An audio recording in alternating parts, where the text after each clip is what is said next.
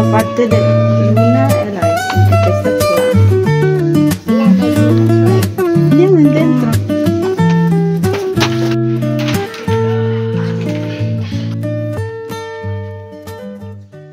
Na itinatag ni Kristo, ibig sabihin, ginawa ni Kristo, si Kristo mismo ang nagtayo upang magbigay ng biyaya at buhay ng Diyos. Ulitin ko, ang sakramento ay ibinigay sa atin ng Diyos ni Panginoong Jesucristo upang magbigay sa atin ng buhay at biyaya ng Diyos. Sabi ko una ay panlabas na anyo. Bakit panlabas na anyo? Sa pamamagitan ni Jesucristo kasama ng Espiritu Santo magpasawalang hanggan. Amen. Ngayon po ay gaganapin natin ang pagtatakwil sa kasalanan o pag-renewal of our faith ng credo. Kaya ang mga katugunan ay mahalaga. Opo, tinatakwil namin, o kaya opo, sumasampalataya kami. Mga minamahal na magulang, ninong at ninang, noong tayo ay binyagan, tayo ay nalibing kasama ni Kristo upang kasama niya, tayo ay makabangon at makapagbagong buhay. Bilang tanda ng inyong pananagutan at paghubog ng ninong at ninang, itinatakwil ba ninyo si Satanas? Oo. Itinatakwil. Parang ayaw nyo. Mga magulang, ninong at ninang, itinatakwil ba ninyo si Satanas? Oo. Itinatakwil ba ninyo ang kanyang mga gawain? Itinatakwil ba ninyo ang kanyang mga pang-aakit? Tayo po ang ating pananampalataya. Mga magulang, ninong at ninang, sumasampalataya ba kayo sa Diyos amang makapangyarihan sa lahat na may gawa ng langit at lupa? Sa pananampalataya na marangal nating ipinahayag, ating igawad ang sakramento ng binyag sa pamamagitan ni Jesucristo kasama ng Espiritu Santo magpasawalang hanggan. Talaga bang bukan sa inyong loob na si Tenshi Luna ay pabinyagan upang hubugin sa ipinahayag nating pananampalataya?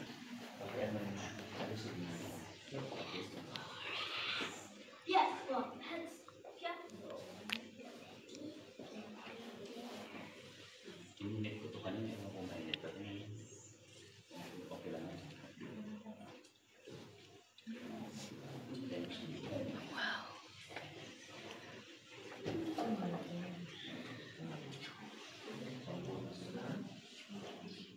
Pwede ba natin ito? Hindi pa natin. Ako na.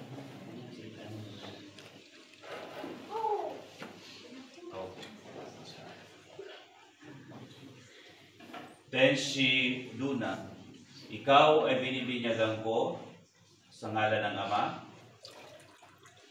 ng Anak, at ng Espiritu Santo.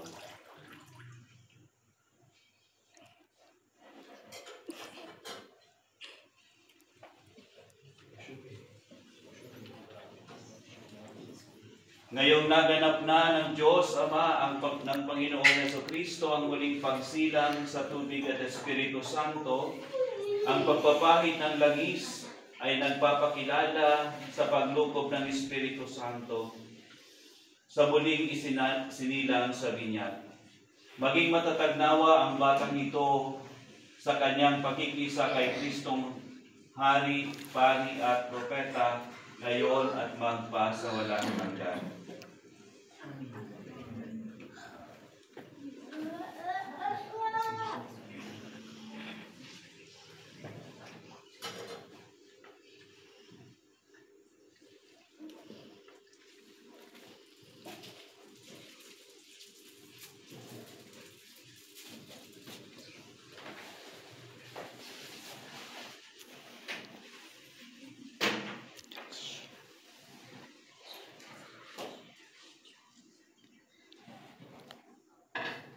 Tayo nang magbigay dangal kay Jesus na ating ilaw sa diwa nating isipan.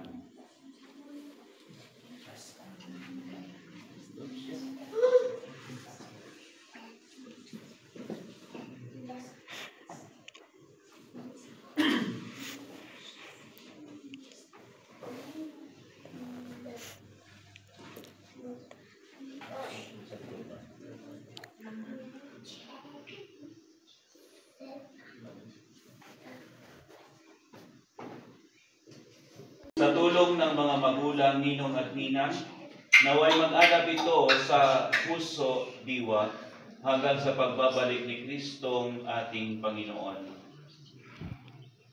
Amen.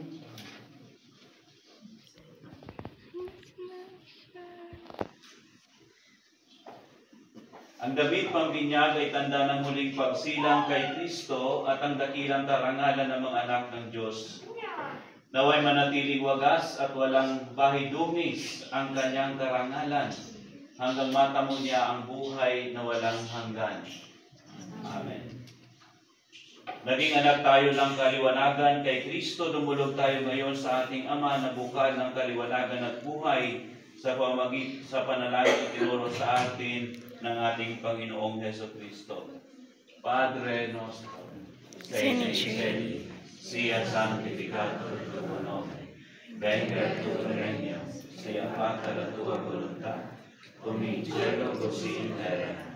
Dacci oggi il nostro pane quotidiano, e rimetti a noi i nostri debiti, come anche noi rimettiamo ai nostri debitori, e non abbandonarci alla tentazione, ma liberaci dal male. At sa mahal na Birhen ating ipagkatiwala, si Tenshi Luna, na bagong binyag, sama-sama tayong manalangin. Ave Maria, piena di grazia, il Signore è con te. Tu sei benedetta fra le donne, e benedetto il frutto del tuo seno, Gesù. Santa Maria, Madre di Dio, prega per noi peccatori, adesso è l'ora della nostra morte.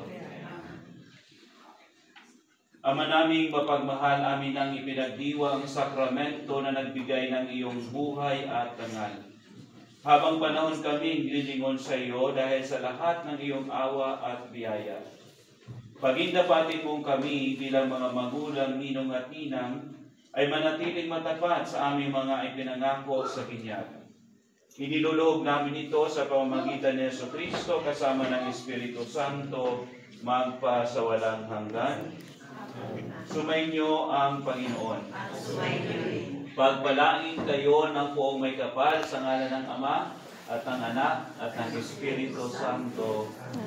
Sa kumpil at unang pakikinabang dapat lubusin ang ating pinasimulan. Ihanda ninyo si Tenshi Luna pagsapit ng araw ng pagtanggap ng mga sakramentong banal. Humayo kayong taglay ang kapayapaan ni Kristo. Salamat sa Diyos. Auguri!